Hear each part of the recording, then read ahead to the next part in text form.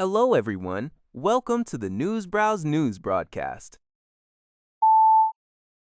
According to Yahoo News, the Ukrainian Navy announced on May 2nd that it attacked two Russian warships using naval drones in the Kerch Strait, which connects the Black Sea and the Sea of Azov. In the early morning of April 30th, the Navy released footage reportedly showing unmanned drones approaching the vessels in the waterway separating Russian-occupied Crimea and mainland Russia. This attack followed a Russian strike the previous night that killed one person in Dnipro and injured dozens in Odessa, a southern port city. Ukraine also continued its attacks on industrial facilities within Russian territory for a second consecutive day. Ukrainian President Zelensky stated he is seeking details on a short-term ceasefire proposed by Russia to former U.S. President Trump. The Kremlin reported that Russian President Putin suggested a ceasefire coinciding with Russia's Victory Day on May 9th during a phone call with Trump the day before.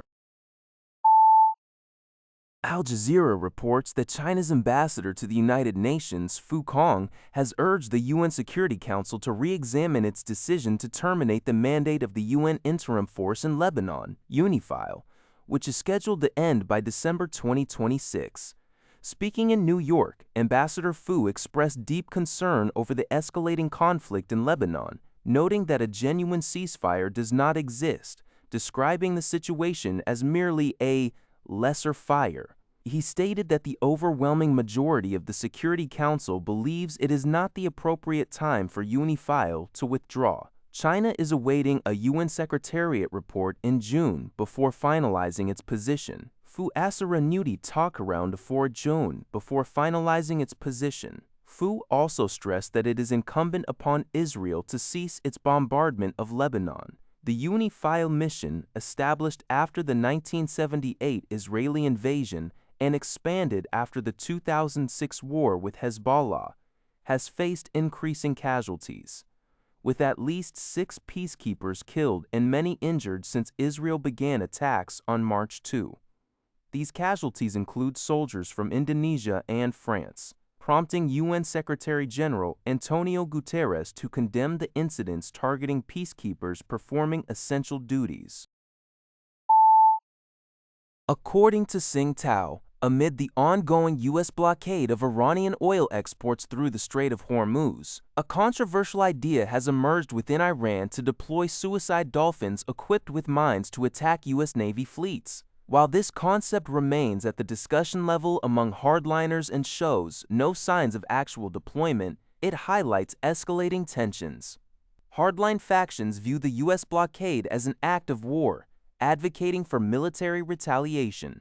Iran reportedly acquired military-trained dolphins from Russia in 2000, capable of tasks like carrying harpoons or ramming ships with mines. Beyond dolphins, Iran is also considering using submarines or attacking submarine communication cables, which could disrupt global networks and shipping. Meanwhile, U.S. media reports indicate that U.S. Central Command Chief General Cooper has briefed President Trump on potential last strike options against Iran, outlining a brief and powerful wave of strikes targeting Iran's military assets, leadership, and infrastructure, including the possible deployment of advanced hypersonic missiles. The Liberty Times reports that an investigation by the U.S. House Select Committee on Strategic Competition between the United States and the Chinese Communist Party found that the Zambian government allegedly assisted a Chinese state-owned mining company in concealing a severe pollution disaster.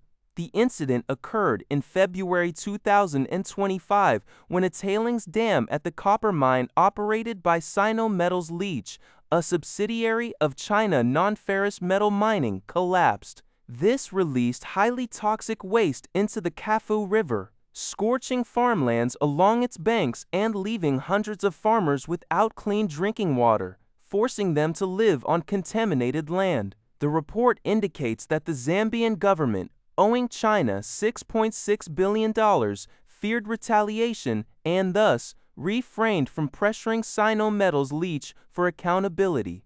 Committee members who met with Zambian officials and company executives discovered that Zambian officials visited China post-disaster to seek further investment, not justice.